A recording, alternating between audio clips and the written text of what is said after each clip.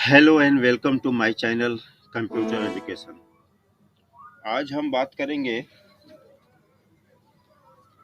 Tally में GST कैसे active किया जाए। और उससे पहले टैली ईआरपी 9 के अंदर हम कंपनी कैसे क्रिएट करें और कंपनी करने के बाद उसमें जीएसटी कैसे एक्टिव कराएं। इसके पहले मैंने आप लोग को टैली प्राइम में बताया था कि टैली प्राइम में कंपनी कैसे क्रिएट किया जाता है और उसमें कैसे जीएसटी एक्टिव होता है। तो देखिए, इन दोनों में ज़्यादा का अंतर नहीं है। कंपनी क्रिएट करना और जीएसटी एक्टिव करने में ज़्यादा का अंतर नहीं है। फ़र्क यही है कि टैली प्राइम में जब हम कंपनी क्रिएट करते हैं तो वो कंटिन्यूज उसी में हमें जीएसटी इनेबल करने का ऑप्शन मिल जाता है, जो कि डिसेबल रहता है। लेकिन टैली ईआरपी 9 में ऐसा नहीं है। टैली ईआरपी 9 के अंदर पहले हम कंपनी क्रिएट करेंगे और कंपनी क्रिएट करने के बाद फीचर्स में जाकर के हम वहां से जीएसटी को एनेबल करते हैं। तो सबसे पहले हम यहाँ पे स्टार्ट करेंगे कंपनी कैसे क्रिएट किया जाए इसमें। तो चलिए, ये आप देखोगे यहाँ पे कि टैली मैंने खोल रखा है पहले से, टैली ईआरपी 9। और अभी इसके अंदर गेटवे ऑफ टैली के अंदर आपको कोई भी कंपनी देखने को नहीं मिल रहा है। तो चलिए हम आते हैं कंपनी क्रिएट पे। ठीक है, अगर पहले से कंपनी इसमें क्रिएट रहता तो यहाँ से हम सेलेक्ट कंपनी करके जो भी जिस भी कंपनी के अंदर हमें काम करना होता, वाउचर बनाना होता, हम यहाँ से सेलेक्ट कर सकते थे उस कंपनी को। लेकिन पहले से इसमें कोई भी कंपनी क्रिएट नहीं है, हमें नया कंपनी यहाँ पे क्रिएट करना है। तो यहाँ पे आपको देखने को मिल जाएगा क्रिएट कंपनी का ऑप्शन। तो या तो हम यहाँ पे डबल क्लिक कर सकते हैं या फिर आप देखोगे कि सी को बोल्ड किया है इसमें, तो सी भी दबा सकते हैं हम अपने कीबोर्ड से। तो मैं यहाँ पे इसको ओपन कर ले रहा हूँ। ओपन करने के बाद आप देखोगे तो सबसे ऊपर यहाँ पे आपको मिल रहा है डायरेक्टरी। डायरेक्टरी के अंदर क्या है, ये वो लोकेशन शो कर रहा है जहाँ पे हमारे टैली का डाटा सेव होगा। ठीक है, सी ड्राइव है।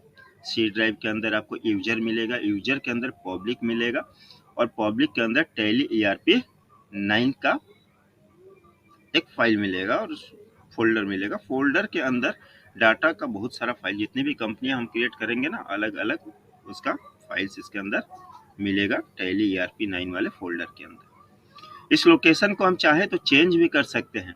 अगर हम सी ड्राइव की जगह डी ड्राइव में रखना चाह रहे हैं, यूजर की जगह किसी और में रखना चाह रहे हैं, तो इसको चेंज भी हम कर सकते हैं। लेकिन अभी हम इसको फिलहाल ऐसे ही छोड़ेंगे। ये चेंज कैसे किया जाता है इस टॉपिक पे हम एक अलग से वीडियो बनाएंगे जिसमें आपको इसके बारे में बताया जाएगा। अब चलिए, यहाँ पे कंपनी का नाम पूछ रहा है। सेकंड ऑप्शन में हमसे कंपनी का नाम पूछ रहा है। जो भी हमारी कंपनी है उस कंपनी का नाम यहाँ पे टाइप कर लेंगे।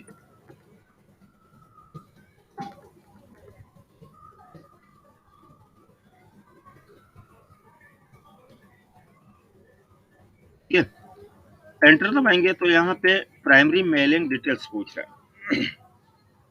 अब मेलिंग नेम में अगर आपकी कंपनी को किसी और नाम से भी जाना जाता है तो हम चाहे तो वो नाम यहाँ पे डाल सकते हैं, वरना ये सेम नाम रहेगा यहाँ पे एज इट इज। इसको रखना है, एंटर दबाकर नीचे आ जाए। ये कंपनी पे मौजूद कहाँ पे है, इसका एड्रेस हमें डालना होगा। इस कंपनी का जेल रोड, आरा, भोजपुर। एंटर दबाओगे तो फिर से एड्रेस के लिए खुल के आएगा। अगर एड्रेस टाइप करना है और भी एड्रेस लंबा है आपका तो यहाँ पे आप टाइप कर सकते हो, वरना एंटर दबा करके आप नीचे आ जाओ। यहाँ पे कंट्री में तो हम इंडिया रखेंगे। स्टेट, जितने भी इंडिया के अंदर, अब कंट्री हमने इंडिया लिया है तो जितने भी इंडिया के अंदर स्टेट होते हैं वो सारा यहाँ पे हमें शो करेगा। अगर हम कोई और कंट्री लेते हैं, मान लो मैं यहाँ पे इजिप्ट ले रहा हूँ फॉर एग्जाम्पल, तो इजिप्ट का यहाँ पे हमें नहीं दिखा रहा है, स्टेट वहाँ का नहीं शो करेगा क्योंकि ये कंट्री के बाहर है। हमारे देश में ये नहीं है, हमारे भारत में नहीं है। अगर हम खुद के कंट्री के लिए अगर यहाँ पे बनाते हैं तो हमारे राज्य का हमारे जितने भी राज्य हैं उनको यहाँ पे शो करेगा। अदर कंट्री के लिए बनाएंगे तो सिर्फ कंट्री का नेम यहाँ पे हमें दिखाएगा। ठीक, तो हम यहाँ पे इंडिया ले लेते हैं। जैसे मैंने इंडिया लिया, इंडिया का सारा जितना भी स्टेट इंडिया में आता है सबका ऑप्शन यहाँ पे दे रहा है। तो हम यहाँ से बिहार ले लेते हैं। पिन कोड जो भी है हमारा यहाँ पे पिन कोड डाल देंगे, एंटर दबाएंगे। अब फ़ोन नंबर यानी कि लैंडलाइन नंबर जो होता है ना, वो लैंडलाइन नंबर अगर हमारे पास मौजूद है तो एसटीडी कोड मिला करके 10 अंक का होना चाहिए। ये मैं एग्जांपल के लिए यहाँ पे दे रहा हूँ। मोबाइल नंबर एग्जांपल के लिए मैंने यहाँ पे दे लिया।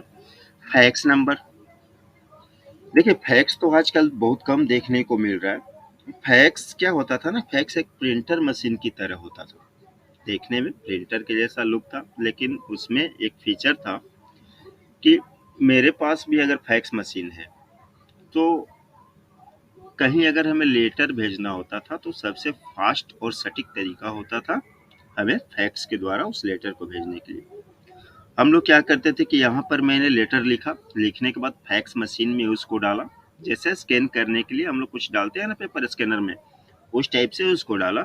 और जिनको हमें भेजना है, जहाँ पे वो लेटर भेजना है, उनका फैक्स नंबर डायल करना होता था। फैक्स नंबर जैसे हम लोग डायल करते थे, वो लेटर वहाँ पे जाकर के प्रिंट होके निकल जाता था उनके फैक्स मशीन से। बट जब से ईमेल आया हुआ है तब से फैक्स का डिमांड बहुत ही कम हो गया है, बहुत कम देखने को मिलता है, फैक्स अब दिखता भी नहीं है। ठीक है, तो फैक्स नंबर अगर है तो यहाँ पे दे देंगे, वरना इंटर दबा करके नीचे आ जाएंगे। यहाँ पे हम ईमेल एड्रेस टाइप कर देंगे,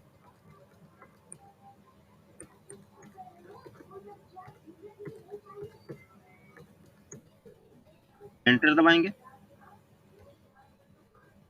चलिए एक चीज और, जैसे मान लीजिए यहाँ पे मुझसे ये गलती हो गया, एक स्लैश लग गया, ठीक है। अब मुझे सिर्फ इसको हटाना है, तो मुझे अब अभी हमारा कर्सर कहाँ ब्लिंक कर रहा है, स्टार्टिंग में। यहाँ से मुझे सीधे लास्ट में आना है, एंड में। तो आपके कीबोर्ड में एक एंड का ऑप्शन मिलेगा और एक होम का ऑप्शन मिलेगा। तो इसमें अगर मैं एंड दबाऊंगा तो देखिए हमारा कर्सर सबसे लास्ट में ब्लिंक कर रहा है। और उसके बाद सिर्फ मुझे एक लेटर इसमें से हटाना है, तो बैक स्पेस दबाऊंगा, वो हट गया। अगर मुझे यहाँ पे आना है, होम में स्टार्टिंग में आना है, तो होम बटन हम दबाएंगे तो फिर से हमारा कर्सर देखिए कहाँ पे आ गया, होम में आ गया। ठीक है, चलिए अब फिर हम एंटर दबाते हैं। यहाँ पे वेबसाइट पूछ रहा है, अगर हमारी कंपनी का कोई वेबसाइट है तो यहाँ पे हम उसको दे देंगे, वरना एंटर दबाकर नीचे आ जाएंगे। अब चलिए यहाँ पे फाइनेंशियल ईयर पूछ रहा है, ठीक है। अच्छा, फाइनेंशियल ईयर होता क्या है, तो जैसे हमारे अंग्रेजी का नया साल 1 जनवरी से स्टार्ट हो जाता है, उसी टाइप से व्यापार जगत के लिए नया साल जो है वो 1 अप्रैल से स्टार्ट होता है। 1 अप्रैल से लेकर के 31 मार्च तक चलता है। अब मान लीजिए अभी आज का डेट है 16 अगस्त 2023, तो ये किस फाइनेंशियल ईयर में हमारा आएगा, तो 1 अप्रैल 2023 से तो ये हमारा 23 वाला साल स्टार्ट हो गया। अगर वो 30 मार्च भी होता, 30 मार्च 2023 भी होता, तो वो 2022 में ही आता। लेकिन ये 1 अप्रैल में हम आ चुके हैं, तो 1 अप्रैल से ही फाइनेंशियल ईयर का नया साल स्टार्ट होता है, यानी कि 2023 में हम पहुंच चुके हैं। और ये चलेगा कब तक, तो 31 मार्च 2024 तक चलेगा। तो जो हमारा फाइनेंशियल ईयर है, वो फाइनेंशियल ईयर हमारा हो जाएगा, जो अभी का डेट चल रहा है उस हिसाब से हमारा फाइनेंशियल ईयर होगा 23-24। ठीक है, तो फाइनेंशियल ईयर इसको हम ऐसे एज इट इज छोड़ देंगे, बुक्स बिगनिंग फ्रॉम इसको भी एज इट इज रहने देंगे। यहाँ पे टैली पासवर्ड, अगर कुछ पासवर्ड आप डालना चाहते हो ताकि हमारे सिवाय हमारे डाटा के साथ कोई छेड़छाड़ ना करे, तो यहाँ पे हम पासवर्ड लगा सकते हैं। ठीक है, अभी हम फिलहाल नहीं लगाएंगे, फिलहाल के लिए एज इट इज इसको रहने देंगे। ये भी सेम यूज सिक्योरिटी कंट्रोल के लिए दिया हुआ है, इसमें भी वही है। अगर हम इसको येस कराते हैं तो ये हमसे पासवर्ड बोलेगा कि अब भाई पासवर्ड सेट कर दो। एडमिनिस्टर का नाम पूछेगा, जिस जो भी इसको ऑपरेट करने वाला है उसका नाम पूछेगा। जैसे चलिए मैं वाई करके येस कर ले रहा हूँ यहाँ पे, तो देखिए यहाँ पे नेम ऑफ एडमिनिस्टर पूछ रहा है, उसके बाद पासवर्ड पूछ रहा है, और फिर सेम पासवर्ड आपको यहाँ पे रिपीट पासवर्ड भी डालना होगा। ठीक है, उसके बाद ये सिक्योर हो जाए। बट फिलहाल के लिए हम इसको नो रखेंगे, हमें अभी नहीं देना है। आप चाहो तो दे सकते हो, प्रैक्टिस के दौरान भी आप इसको येस करके देख सकते हो कि क्या इफेक्ट पड़ता है। फिर एंटर दबा दिए हम। एंटर दबाने के बाद आप देखोगे कि बेस करेंसी सिंबल पे हम आ चुके हैं। तो यहाँ पे जो हमारा करेंसी है, इंडियन करेंसी है, उसका सिंबल हम क्या देना चाहते हैं, यहाँ पे ये पूछ रहे हैं हमसे। तो हम तो भाई हिंदी का ही देना चाह रहे हैं, तो यहाँ पे रुपए का सिंबल एज इट इज हम छोड़ देंगे। एंटर दबाएंगे तो यहाँ पे फॉर्मल नेम पूछ रहा है, ये भी हम सेम रखेंगे, INR यानी कि Indian rupees. Suffix symbol to amount जो है इसको हम नो रखेंगे। Add space between amount and symbol, इसको यस रखेंगे। ये जो सिंबल है और जो अमाउंट है उसके बीच में स्पेस देना चाह रहा हूँ कि जो भी हमारा इनवॉइस हम रेडी करेंगे उसके अंदर जो अमाउंट होगा, अमाउंट और उसके बाद स्पेस दे करके हम ये सिंबल देना चाह रहे हैं, इसलिए मैंने इसको यस यहाँ पे करा लिया। अगर मैं अमाउंट के साथ इस सिंबल को चिपका करके रखना चाह रहा हूँ तो हम यहाँ पे नो कर देंगे। नो कर देंगे तो बिना स्पेस का उसमें चिपक के आएगा ये, ठीक है। तो मैं इसको यस कर दे रहा हूँ, यस पे ही छोड़ दे रहा हूँ, पहले से ये था। सो अमाउंट इन मिलियंस, इसको भी नो रहने देंगे। अब यहाँ पे हम आगे नंबर ऑफ डेसिमल से हमने इनवॉइस तैयार किया है। इनवॉइस पे अमाउंट लिखा हुआ है, मान के चलो 50 रुपए लिखा हुआ है, 50 लिखा है, ठीक है। तो 50 के बाद दशमलव तो होगा ना, 50 रुपए के बाद दशमलव आएगा। तो दशमलव के बाद कितना जीरो आप देना चाह रहे हो, ये यहाँ पे पूछ रहा है। तो हम 2 जीरो देना चाह रहे हैं, इसलिए हम 2 पे ही इसको छोड़ देंगे।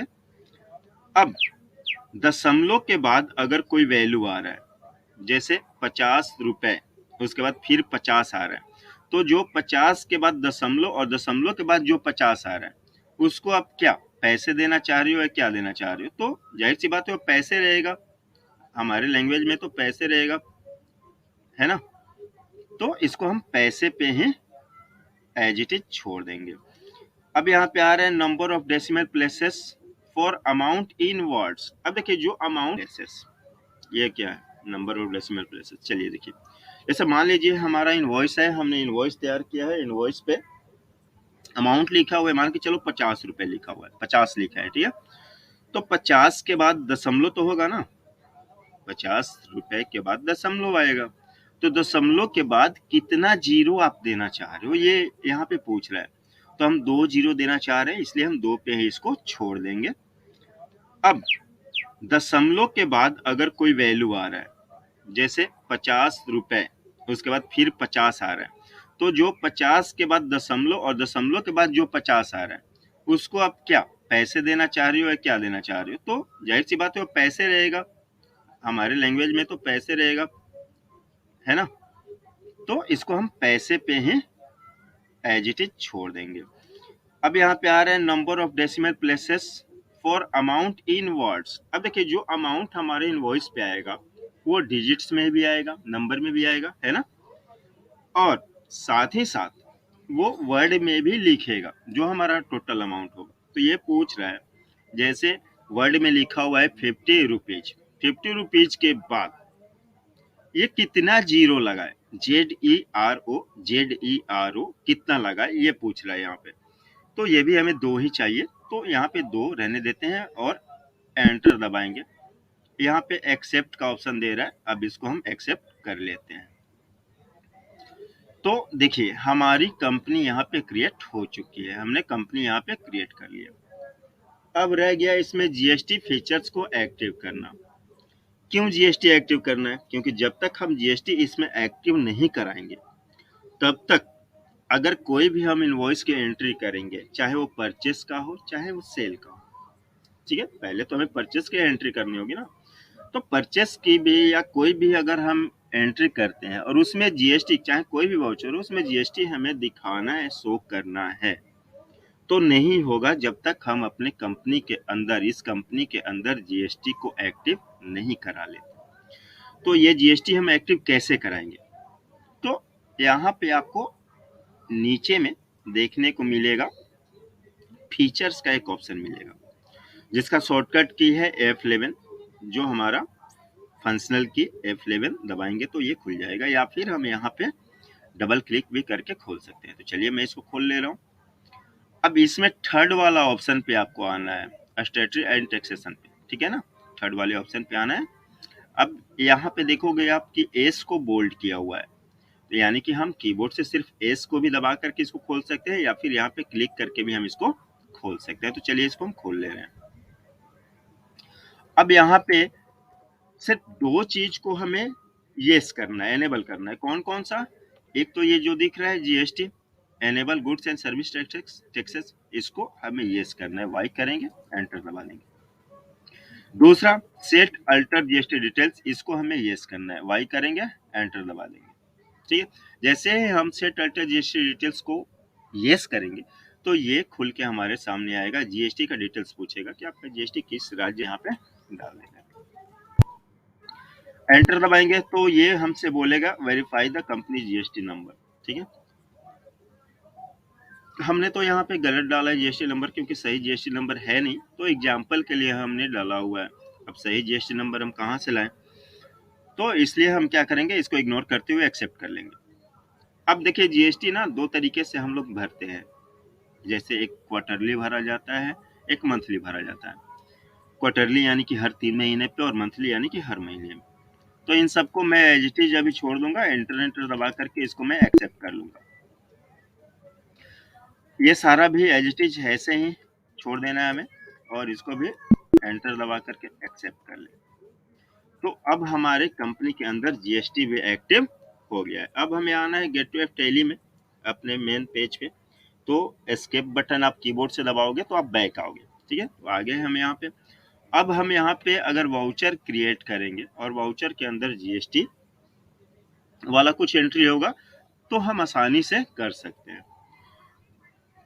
तो यहाँ पे मैंने कंपनी क्रिएट करके दिखाया आप लोग को, और कंपनी में जीएसटी भी एक्टिव करके दिखाया। उम्मीद करता हूँ आप लोग को समझ में आया होगा। अगर कोई भी डाउट रह गया हो, कोई भी चीज़ समझ में ना आया हो, तो आप लोग कमेंट्स बॉक्स में जा करके कमेंट कर सकते हैं। ये वीडियो आप अपने दोस्तों के साथ भी शेयर कीजिए, अगर वो टैली पढ़ रहे हैं तो, ताकि उनको भी थोड़ा समझ में टैली आ सके। ठीक है, यहाँ पे आसान भाषा में आप लोग को टैली समझाया जाता है, जो कि आप लोग को बेहतर तरीके से समझ में ना आए। फिर भी आपको कोई डाउट रह जाता तो आप कमेंट बॉक्स में जा करके कमेंट जरूर करें, ताकि हम आपको उसको बेहतर ढंग और बेहतर करके समझाने की कोशिश करें। तो आज के लिए इस वीडियो में बस